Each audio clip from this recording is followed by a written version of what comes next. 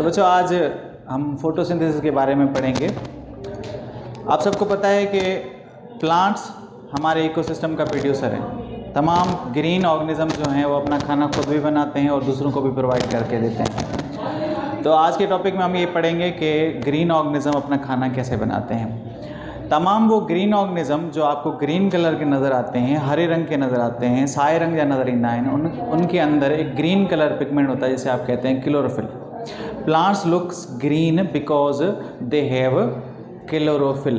What is chlorophyll? It's a green colour pigment. ये वो हरे रंग का पिगमेंट है जो पौधों को ग्रीन कलर क्लोरोफिल की वजह से होती है।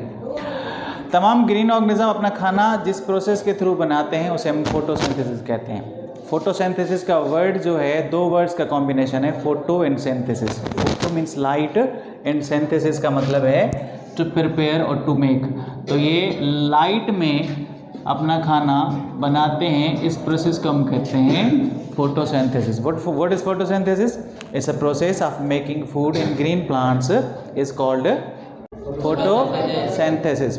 अब फोटोसिंथेसिस जो है वो तमाम ग्रीन ऑर्गेनिज्म खाना बनाते हैं। फोटोसिंथेसिस जो है दो फेजेस में होता है। कितने फेजेस में होता है? दो फेजेस में होता है। पहले फेज को हम कहते हैं लाइट डिपेंडेंट रिएक्शन और दूसरे फेज को हम कहते हैं डार्क रिएक्शन या लाइट इंडिपेंडेंट रिएक्शन।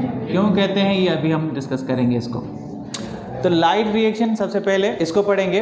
ये लाइट रिएक्शन जो है ये होता है लीफ, खाना बनता है लीफ के अंदर, और लीफ के अंदर जो ग्रीन कलर का जो एरिया होता है उसके अंदर स्पेशल टाइप ऑफ सेल होते हैं जिसे आप कहते हैं mesophyll cell.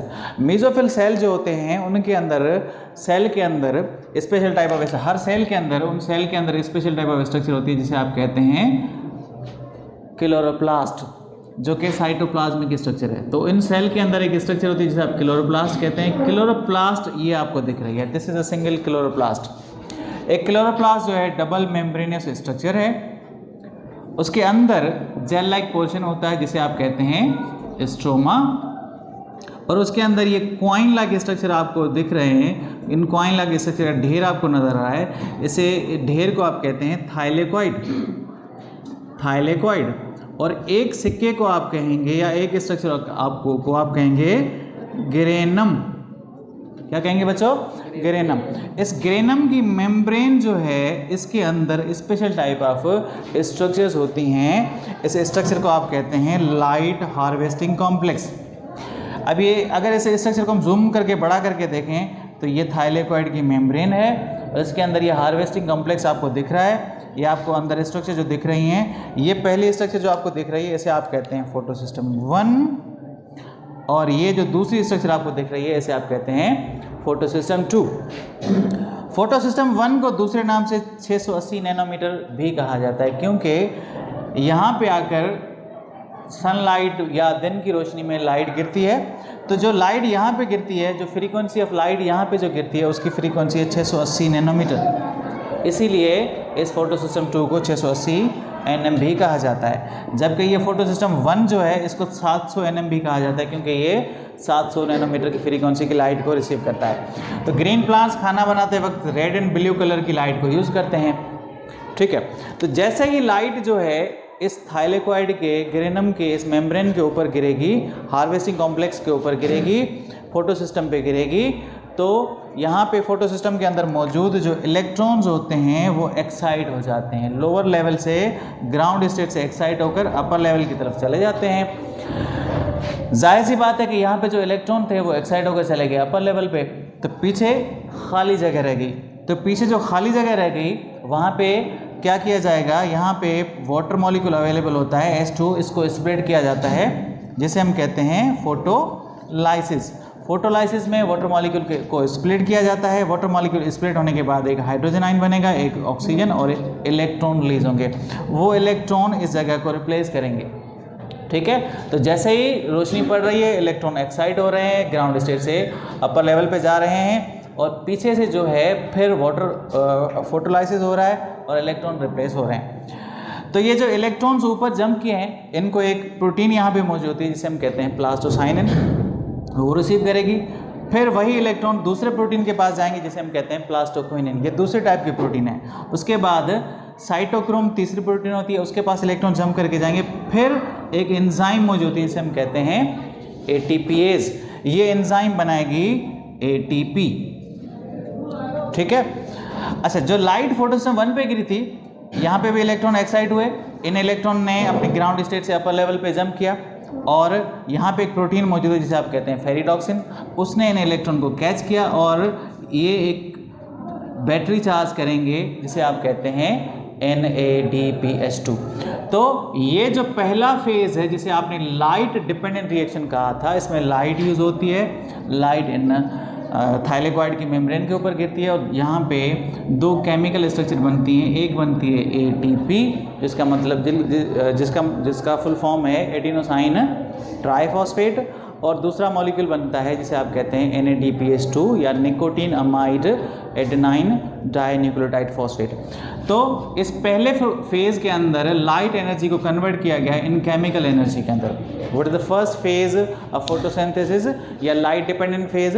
This is the phase in which light energy is converted into chemical energy. So during this phase two molecules are formed, one is ATP and other is NADPH2।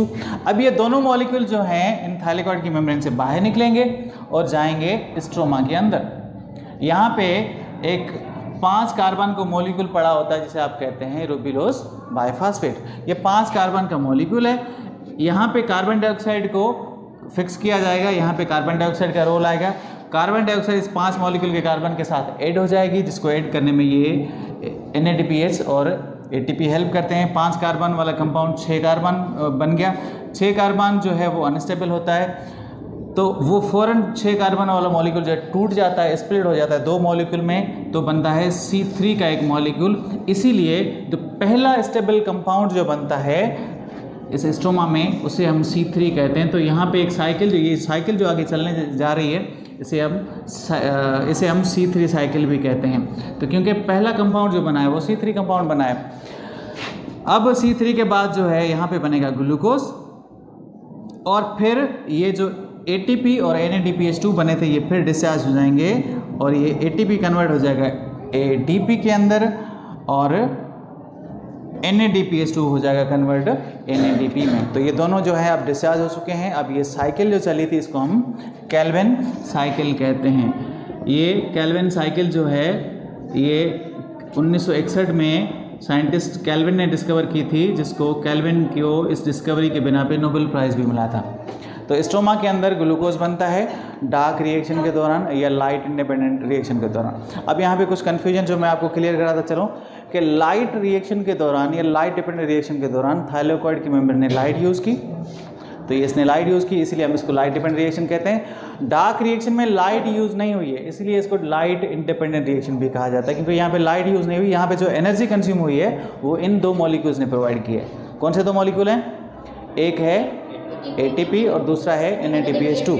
In molecule ने energy provide की और ये cycle चली है जो Calvin cycle चली है, जिसके नतीजे में ग्लूकोज बना है। अब ये ग्लूकोज यूज़ करेगा प्लांट्स अपने खाने के लिए।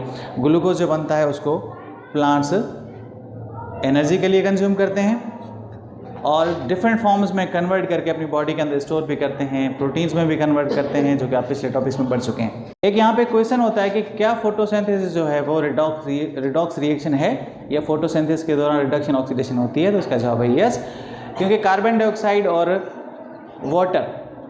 अब ऑक्सीडेशन का मतलब है, ऑक्सीडेशन की 3 डेफिनेशन है। ऑक्सीडेशन का मतलब है gain of oxygen, loss of electron, loss of hydrogen, और रिडक्शन का मतलब है gain of hydrogen, gain of electron या लॉस ऑफ ऑक्सीजन। अगर इन तीनों स्टेप्स में से जो भी हो, मिसाल के तौर पर अगर ऑक्सीजन गेन हो रही है तो भी ऑक्सीडेशन, इलेक्ट्रॉन लूज हो रहे हैं तो भी ऑक्सीडेशन, और हाइड्रोजन लूज हो रही है तब भी ऑक्सीडेशन ही कहते हैं हम। तो यहाँ पे वाटर मॉलिक्यूल की ऑक्सीडेशन हो रही है, यानी वाटर मॉलिक्यूल जो अपने हाइड्रोजन लूज कर रहा है और वो दे रहा है किसी और को, तो वाटर मॉलिक्यूल हाइड्रोजन लूज कर रहा है, यानी वाटर मॉलिक्यूल की ऑक्सीडेशन हो रही है। फिर आगे देखेंगे कि कार्बन डाइऑक्साइड जो उस हाइड्रोजन को एक्सेप्ट कर रहा है, क्यों gain of hydrogen is called reduction reaction. ठीक है, तो कार्बन डाइऑक्साइड ने हाइड्रोजन को जब गेन किया तो कार्बन डाइऑक्साइड की रिडक्शन हो गई। इसका मतलब यही है कि फोटोसिंथेसिस जो है वो रिडॉक्स रिएक्शन है। पूछो आपको कोई क्वेश्चन हो तो पूछ लो, शाबाश।